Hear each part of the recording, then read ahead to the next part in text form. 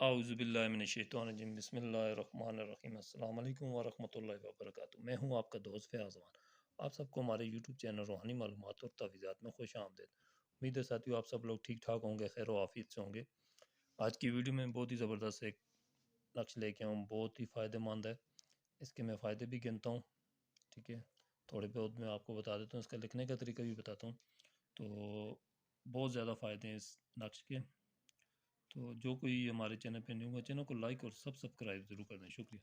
चलो साथियों, आपको ये स्क्रीन पे नज़र आ रहा होगा, ये कुल वल्लाह का नक्श है सूरह इखलास का।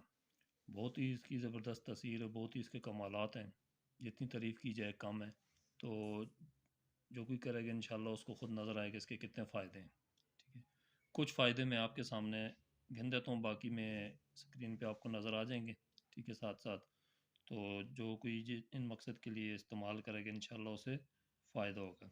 इसके 25 फ़वाइद, 25 काम जो आप इससे ले सकते हैं इस नस्ख़ के ज़रिए, वो मैं आपको साथ साथ बताता जाऊँगा, ठीक है। और कुछ मैं बता देता हूँ, ख़ुद बोल देता हूँ, क्योंकि वीडियो बहुत लंबी हो जाएगी। कि वीडियो लंबी ना हो, इसलिए मैंने नक्श को पहले तैयार करके रख दिया, ठीक है। इसका एक फ़ायदा तो ये बुखार वाले मरीज़ के बाजू पर बांधा जाए तो उसे इंशाल्लाह शफ़ा होती है, ठीक है। लिखने का तरीका मैं बताता हूँ पहले।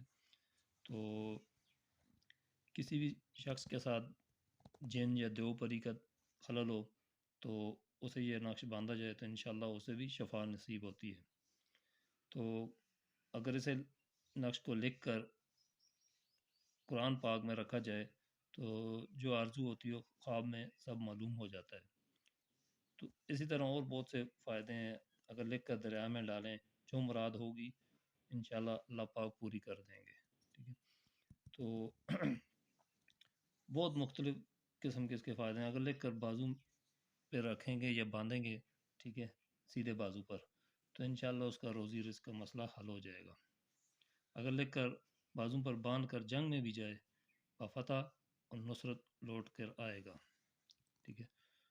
इस तरह इस नक्श को लिख के तैयार करके बिल्कुल मतलब कोई भ्रमती वगैरह ना हो इस नक्श की, ठीक है।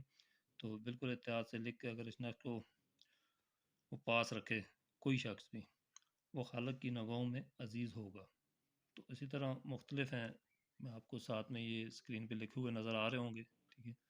तो आप जिस मकसद के लिए चाहें इसे इस्तेमाल कर सकते हैं। तो चलो साथियों, मैं आपको लिखने का इसका तरीका बता देता हूँ, ठीक है, आप देख लें। बहुत ही आसान और सिंपल सा। सबसे पहले आप बावुज़ू हो जाएँ, कोई नक्श वगैरह बावुज़ू होके किया करें, जो भी करें, नक्श अमल कोश भी करें, तो वज़ू के बिना कोई अमल या नक्श वगैरह ना भरें, ठीक है। सबसे पहले आपने ये ऊपर वाली लाइनें ऐसे सीधी लाइनें खींचनी है इस नक्श को लिखने के लिए, ये ऊपर वाली, ठीक है। सारी लाइनें खींच लें आप सीधी वाली ऐसे, ये सब जो खींची।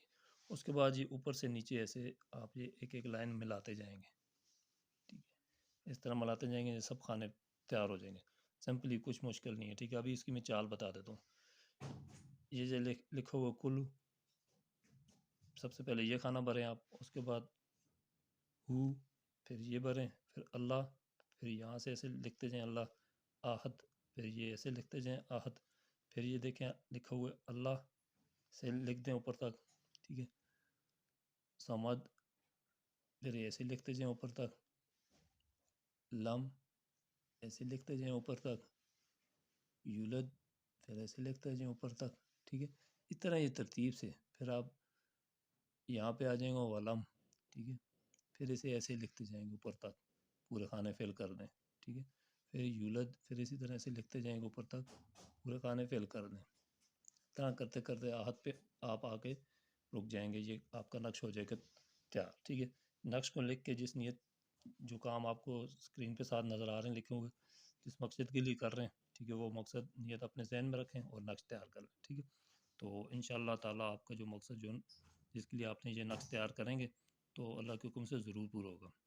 तो आज की वीडियो में इतना ही है। वीडियो अच्छी लगी, वीडियो को लाइक और शेयर ज़रूर कर दें। जो चैनल पे हैं, चैनल को सब्सक्राइब भी कर दें। तो अगली वीडियो तक के लिए मुझे दें इजाज़त। अस्सलाम वालेकुम व रहमतुल्लाहि व बरकातहू।